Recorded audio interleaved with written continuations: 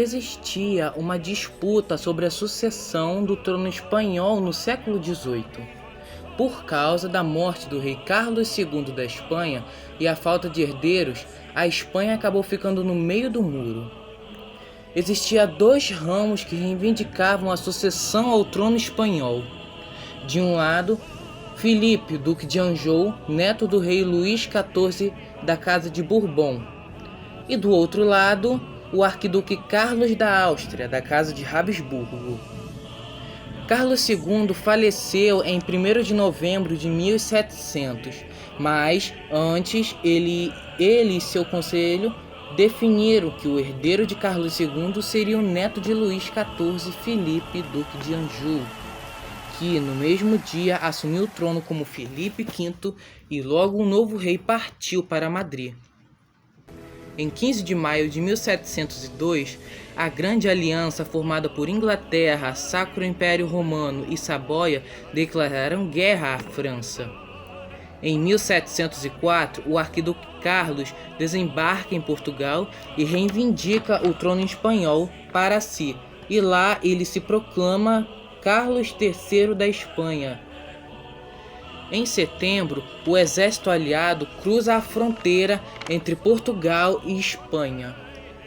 O rei de Portugal defende o início de uma ofensiva imediata contra os espanhóis, mas Carlos, aconselhado pelos seus generais, decide não atacar, devido ao inverno que se aproximava. Carlos então retorna para Lisboa e, em junho de 1705, embarca em um navio inglês rumo à Catalunha, pois os catalães haviam iniciado uma revolta contra o domínio de Filipe V. Na Guerra de Sucessão Espanhola aconteceram muitas batalhas, pois o objetivo era conquistar lugares estratégicos.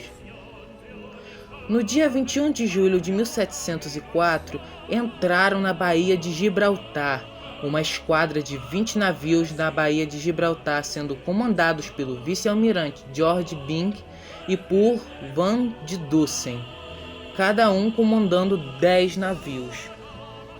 Desembarcaram cerca de 2.300 a 2.400 soldados e o príncipe George de Hesse, que ordenou o bloqueio na entrada de Penon.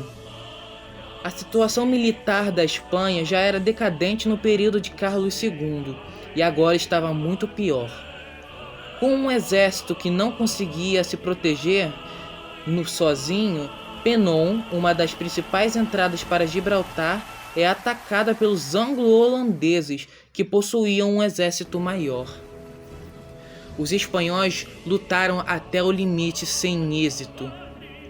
Em 1705, a aliança volta seus ataques à Espanha e conquista Barcelona na Catalunha. Porém, no mesmo ano, os aliados sofrem perdas significantes nos Países Baixos. No ano seguinte, as tentativas espanholas de recuperar Barcelona fracassaram. Em 7 de maio de 1706, os portugueses fizeram uma nova investida contra os espanhóis, queimando a vila de Brocas, e tiveram um confronto com as tropas do Duque de Berwick, no qual resultou na derrota das forças espanholas. Vitoriosamente, o Marquês de Minas tomou Ciudad Rodrigo, Salamanca, Coria e Plasência, e em 28 de junho fez sua vitoriosa entrada em Madrid, onde fez o arquiduque Carlos ser proclamado rei da Espanha como Carlos III. Ao fim de 1706, a hegemonia francesa havia sido quebrada e as primeiras tentativas de paz começaram a se manifestar. Em 1708, a França estava disposta a assinar um acordo de paz. Embora as condições oferecidas pelos aliados fossem severas, a França acabou aceitando boa parte. A França deveria reconhecer o arquiduque Carlos como rei da Espanha, reconhecer a rainha Ana como legítima rainha da Inglaterra e deixar de apoiar Jaime Stuart, desistir de reivindicar colônias espanholas e abrir mão de todas as possessões austríacas capturadas e destruir a base naval francesa de Dunkerque. O rei francês só não aceitou auxiliar os aliados a expulsar seu neto da Espanha. Mas, neste ponto, interromperam-se as negociações e a guerra continuou.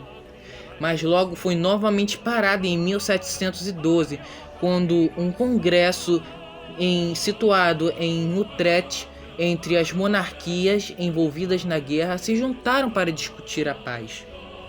Após 15 meses de negociação, o resultado desse congresso se deu através do Tratado de Utrecht, em 1713. O resultado desse tratado foi o reconhecimento de Filipe V como legítimo rei da Espanha, mas a Espanha perdeu seus outros domínios na Europa, incluindo os Países Baixos espanhóis, Nápoles, Sardenha e Milão. A Grã-Bretanha se consolidou na sua supremacia naval e colonial, adquirindo Gibraltar e Menorca da Espanha, além de Newfoundland, Nova Escócia e a região da Baía de Hudson, da França. E o tratado também garantiu que nenhuma nação se tornasse dominante demais na Europa. Se você gostou desse vídeo, inscreva-se no canal para mais histórias excelentes como essa.